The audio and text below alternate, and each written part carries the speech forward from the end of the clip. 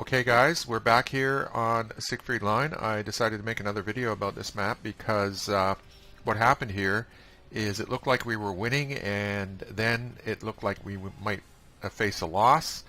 And I'm going to discuss getting rid of that scout over there, the Batchat 12T. And I'm going to discuss the idea of platooning in the later stages and the advantages if all three of you survive. And then the idea of how to salvage a victory from a potential loss. So we'll deal with that step by step here. So this guy here in the Batchat 12T, he's a problem for me because he's blocking me from moving forward. Now, earlier you'll see on my screen here that I was damaged by the T69 and the Type 59, and they did their job. They were shooting from here, and they hit me twice, and this whole time I've been driving like crazy. I don't believe in rocking back and forth in the same position. I'll take my chances by going here, going there, appearing in a different spot, appearing in an unexpected spot, and doing it that way instead of continuing in the same spot. Now, the T69, he moved from here over to there, and the Type 59 as well, that also hit me from there. He's moved over here. So they're no longer covering this guy. Right, so he's lost some of his protection. Now the Centurion is covering him, and I haven't detected him yet, but the Scorpion G is back here in that bush, and he's potentially protecting him. Now, the fact is the Centurion and the Scorpion didn't hit me, whereas the medium tanks did hit me. So, I can understand why they went into the town. But on the other hand, I've got a Type 59 that keeps taking shots at this guy and wearing him down. So I'm going to hit the space bar and just show you. I'll do it at double normal speed. Like I said, I think subconsciously or instinctively I suspected that the two mediums had left their position. And see, I'm just maneuvering violently here. The Type 59 is still alive, and he's angling for shots on this guy. So trying to keep him lit. The Centurion doesn't seem to be doing much there, which is nice. And there's a shot from Jim, I think, on the scent. I'll just see this. So, in my previous video, I said that I don't accept the idea of static warfare out here. I want to push always. I want to do as much as possible and not accept an unevolving situation. So I really want to get rid of this guy. Soviet can't hit him. My Su-40. That was a splash from Soviet on the RD there. Okay, and we're going to light this guy. Watch the Type 59. And there's the shot. That means now that I can single shot get rid of him and go forward. Now, this is really critical because the Scorpion G, this is actually the critical moment in the battle from my perspective. There he is, and he missed me. He could have killed me there and might have had a different outcome. So I survived that, and now he's being hit.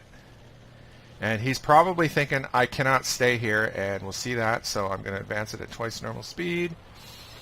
And now that he's on the move, right, his binoculars don't work anymore, which is good for me. And there you see, he's moving, and he did, I don't know who saw me. Probably Centurion. Now, that was Soviet, the RD friend of mine. And you'll see, the HP was in our favor earlier. Significantly, and for whatever reason the people in the town experienced failure, and now we're in a bad way. So just going to show you. Yeah, okay, there's the first thing. Do you see Soviet? He's already moving from here to here. The second step is to get Jim from here to here, and because we're in a platoon, right, we have an advantage over the enemy in terms of coordination. Now, the plan is to have long-distance shots covering all these positions, and I'll scout all these positions one by one. If they try to cap, it's out of the question. I'll just do loops here, and Soviet will hit whoever's on the cap. So that's not an option for them. They've lost their scout. He didn't retreat, and if it had been me, I would not have stayed there. I would have tried to be a firefighter. The further away you are getting the lights, you not only are less likely to be damaged, you also have the opportunity to escape. So that, to me, that's just bread and butter for a scout. The Type 59 didn't retreat to the field, and he got destroyed. But you know, he does. I think in his mind, he feels that he's pretty safe if he's on the reverse slope here, and just as peekaboos. But in my book, because you know, people don't know or forget that the light tank can light people up in reasonable safety, and then they get free shots from distance, right? And I'll do that job until I'm eliminated. Now the STRV. He didn't follow my advice either. He stayed out here and he advanced. You know, we did win the game, but I would prefer that they do it my way than to freelance.